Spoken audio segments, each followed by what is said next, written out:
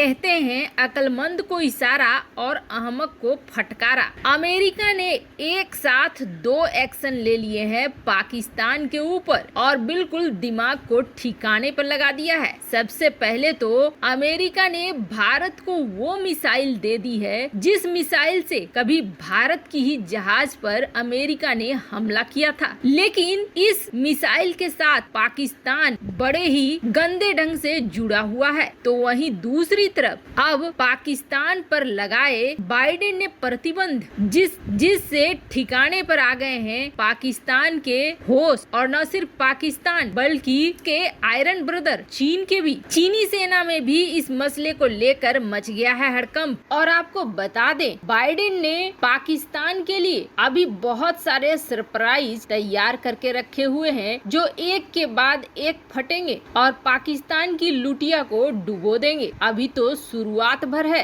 Pakistani NSA को इस बार की मीटिंग में बाइडेन ने बहुत कुछ समझा दिया है। सेंट्रल एशिया में अब बहुत कुछ बदल गया है। बाइडेन के एक्शन और तेवर बड़े कड़े हो गए हैं। जानेंगे इन खबरों को विस्तार से। बाइडेन जब सत्ता में आए तो बाइडेन ने प्रधानमंत्री मोदी को फोन किया, लेकिन आज तक इमरान खान को फोन नहीं किया। इस बात को लेकर पाकिस्तान कितना दुखी है वो अब तक दिख रहा है। यहाँ तक कि फोन नहीं करने पर अमेरिका को ब्लैकमेल करने लगा है। अमेरिका के राष्ट्रपति जो बाइडेन ने इमरान खान को फोन नहीं किया तो पाकिस्तान बौखला गया है और बौखलाहट में धमकाने वाले अंदाज में आ गया है। पाकिस्तान के बड़बोले एनएसए हैं मोहिद यूसुफ। वैसे तो पाकिस्तान के लगभग जितने भी नेता और उनके चेले चपाटी हैं सब आपको अजीबोगरीब दिखेंगे। अब जरा हमारे एनएसए को देखिए और उसके एनएसए को देखिए। पाक का एनएसए कोई लफुआ लगता है। तो इन एनएसए साहब ने अब राष्ट्रपति बाइडेन को धमकाया और कहा कि आप हमारी उपेक्षा करते रहेंगे, अनादर करते रहेंगे तो हमारे पास और भी ऑप्शन है। उन्होंने ये कहा कि अमेरिका के राष्ट्रपति जो बाइडेन ने अभी तक पाकिस्तान के प्रधानमंत्री इमरान खान से बात नहीं की है, जबकि अफगानिस्तान के लिहाज से हमारा देश कितना महत्वपूर्ण है। साथ ही साथ एनएसए ने ये भी कहा कि हमें हर बार बताया गया कि बाइडेन फोन करेंगे, लेकिन फोन नहीं आया, इसलिए लोग अब भरोसा ही नहीं करते। हमारे पास और भी विकल्प है। तो साफ तौर पर दिख रहा है कि पाकिस्तान चीन की तरफ इशारा कर रहा है जिसकी गोद में इस वक्त बैठा है। वैसे ही इस बात के जवाब में बाइडेन ने फोन तो नहीं किया, लेकिन तगड़े वाले एक्शन देने शुरू जरूर कर दिए और उल्टा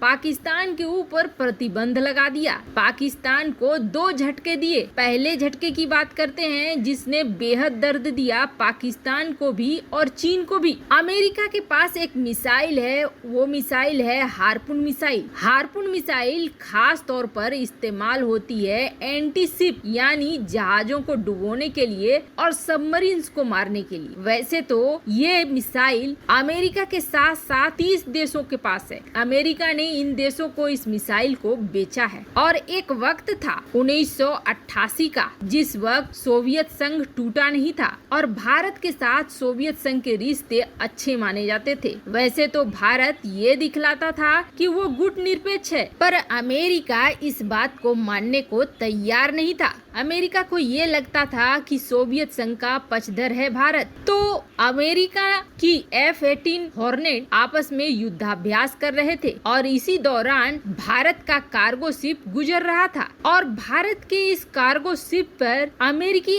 F-18 विमानों ने हार्पून मिसाइलों से हमला कर दिया, जिसमें एक शख्स मारा भी गया, लेकिन जहाज नहीं डूबी थी। जहाज इसलिए नहीं डूबी थी कि मिसाइल में एक्सप्लोसिव नहीं थे। उस वक्त अमेरिका ने ये कहा था कि गलती से ऐसा हो गया है, लेकिन विशेषज्ञ ये मान रहे थे कि अमेरिका चेतावनी दे रहा है भारत को कि सोवियत संघ और अमेरिका के बीच में मत आओ वरना तुम्हारा हाल बुरा होगा। और इसी समय अमेरिका ने इन हार्पून मिसाइलों को 165 की संख्या में पाकिस्तान को दिया भी था। लेकिन ये जमाना थोड़ा गुजरा जमाना हो गया। 2016 में भारत और अमेरिका के रिश्ते बदलने लगे। मोदी और ट्रंप के बीच कई तरह के ट्रीटी साइन होने लगे। 2016 में प्रधानमंत्री मोदी गए थे अमेरिका और उस वक्त एक डील फाइनल हुई थी और ये डील फाइनल हुई थी हार्पून मिसाइलों को लेकर। हालांकि जैसे ही ये खबर पाकिस्तान को मिली, पाकिस्तान बौखलाया कि नहीं, आप ऐसा नहीं कर सकते हैं, आप इसे नहीं बेच सकते हैं और खासकर भारत को तो बिल्कुल भी नहीं बेच सकते हैं। तब अमेरिका ने पाकिस्तान को झाड़ लगाते हुए ये याद दिलाया कि तुमने हमारे मिसाइलों को मॉडिफाई करा था, जो कि हमारे एग्रीमेंट में नहीं था। एक गलती तो तुमने यहाँ करी और दूसरी, अब जियोपॉलिटिक्स पूरी तरीके से बदल गई है और इस जियोपॉलिटिक्स में भारत महत्वपूर्ण है। ऐसे में चाहे जो हो, हार्पून मिसाइलें भारत को मिलेंगी ही। अब अमेरिका ने भारत को न सिर्फ हार्पून मिसाइल बल्कि हार्पून मिसाइल की पूरी सेट देने की अप्रूवल दे दी है। $82 मिलियन का ये डील है, जिस डील में इस मिसाइल को भी दिया जाएगा और सबसे बड़ी बात है, ये मिसाइल कनेस्टर बेस्ड है, यानी कनेस्टर में इसको एक जगह से दूसरे जगह आसानी से पहुंचाया जा सकता है। और इस मिसाइल को देने का खास मकसद चीनी नौसेना को टारगेट करना है और चीनी नौसेना को सबक सिखाना है। पाकिस्तान जहां चिल्लाता रह गया और ये डील फाइनल हो गई, तो वहीं पाकिस्तान के ऊपर अभी गुस्सा बाकी था बाइडेन का। ये तो लगभग सभी को पता है कि अमेरिका के चुनाव जब हो रहे थे तो रूस ने उसमें काफी हस्तक्षेप करने की कोशिश करी थी और रूस ने इसके लिए साइबर सहारा बहुत लिया था। हैकरों का सहारा लिया, साइबर क्राइम का सहारा लिया और सोशल मीडिया से लेकर इंटरनेट के हर रास्ते को अपनाया प्रो ट्रम्प अभियान चलाने में। हालांकि अब जब बाइडेन सत्ता में आए तो इसकी गहन छानबीन शुरू हो गई और जब छानबीन की गई तो ये पता चला कि रूस अकेला नहीं है, बल्कि रूस ने